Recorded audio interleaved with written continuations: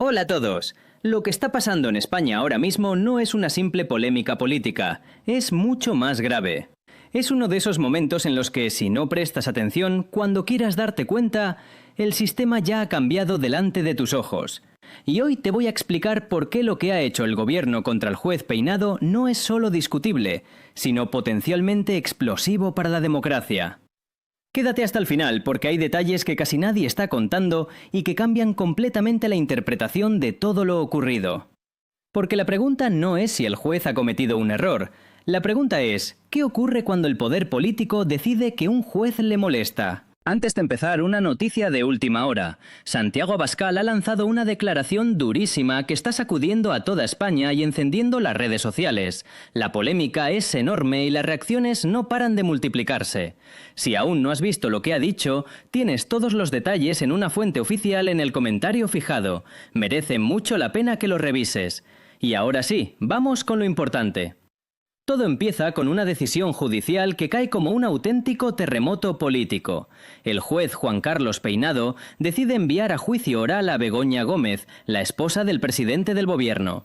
Pero no se queda ahí. Además, imponen medidas cautelares, y entre ellas, una que hace saltar todas las alarmas, la retirada del pasaporte. En ese momento, el clima cambia por completo. Lo que podría haber sido una discusión jurídica pasa a convertirse en un incendio político. Desde el entorno del PSOE la reacción es inmediata. Indignación, críticas, presión mediática, todo ocurre a una velocidad vertiginosa. Y aquí conviene dejar algo claro desde el principio. Criticar a un juez no es ilegal, no es antidemocrático. De hecho, es sano que exista debate sobre decisiones judiciales.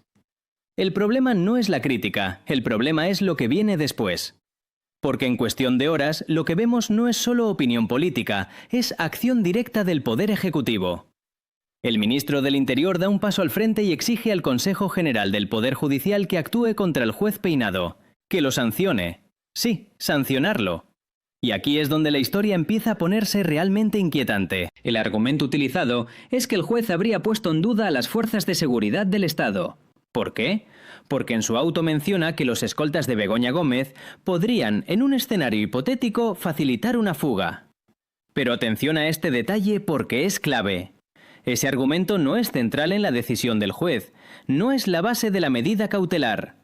Es simplemente una respuesta a la defensa, que decía que no había riesgo de fuga porque estaba escoltada.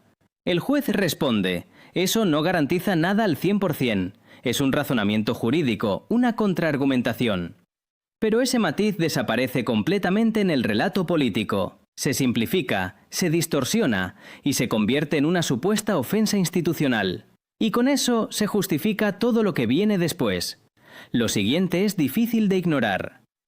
El Consejo General del Poder Judicial se reúne de forma urgente, en pleno fin de semana, horas después de la petición del gobierno. Esto por sí solo ya debería hacer saltar las alarmas, porque cualquiera que conozca mínimamente cómo funcionan estos órganos sabe que la rapidez no es precisamente su característica principal. Pero aquí todo ocurre deprisa, demasiado deprisa. El domingo no hay acuerdo, pero el lunes se repite la reunión. Otra vez de manera extraordinaria, y esta vez sí, deciden iniciar un procedimiento sancionador contra el juez. Pero hay un detalle que cambia completamente la lectura de lo ocurrido. Empate. El órgano está dividido en dos bloques, vocales que votan en contra, vocales que votan a favor, y al final la decisión depende del voto de calidad de la presidenta. Un solo voto decide todo. Y ese voto inclina la balanza exactamente hacia donde quería el gobierno. Aquí es donde la pregunta se vuelve inevitable. ¿Estamos ante una coincidencia o ante una estructura completamente politizada? Porque no se trata solo del resultado, se trata de cómo se ha llegado a ese resultado. Y lo que vemos es un órgano que debería ser independiente, actuando bajo una presión evidente y resolviendo en tiempo récord una cuestión que afecta directamente al entorno del poder político. Pero lo más grave todavía está por venir, porque cuando se analiza la base legal utilizada para justificar la sanción, todo empieza a tambalearse. Existe un artículo específico que permite sancionar a jueces por expresiones inapropiadas en sus resoluciones. Pero ese artículo exige una condición fundamental, que un tribunal superior haya señalado previamente ese problema. Y en este caso, eso no ha sucedido. La Audiencia Provincial no ha pedido ninguna sanción. no ha cuestionado formalmente esa parte del auto. Entonces, ¿qué hace el Consejo? Busca otra vía.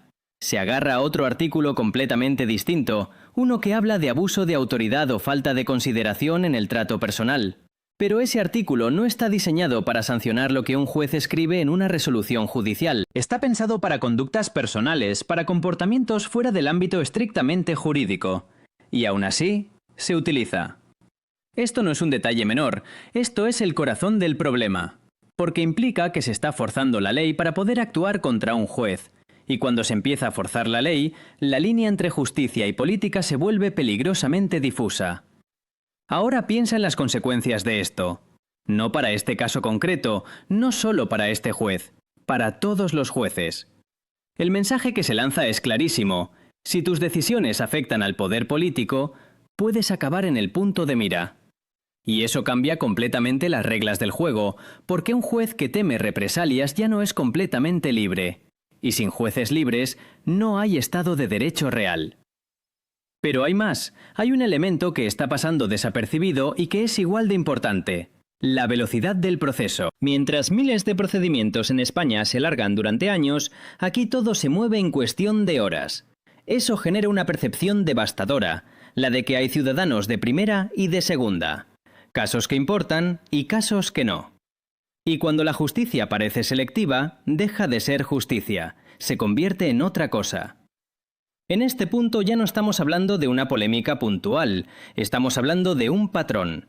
Un gobierno que reacciona con dureza cuando se ve afectado, un órgano judicial que responde con rapidez inusual, una interpretación legal cuestionable y una consecuencia clara: presión sobre un juez. Todo esto junto dibuja un escenario preocupante, muy preocupante. Porque cuando el poder ejecutivo empieza a influir en el judicial, aunque sea de forma indirecta, el equilibrio se rompe. Y cuando ese equilibrio se rompe, todo el sistema empieza a tambalearse. La gran cuestión ahora es esta: ¿es esto un caso aislado o es el inicio de una tendencia? Porque si es lo segundo, lo que estamos viendo hoy podría ser solo el principio. Y si nadie pone límites, mañana podría ser demasiado tarde para recuperarlos.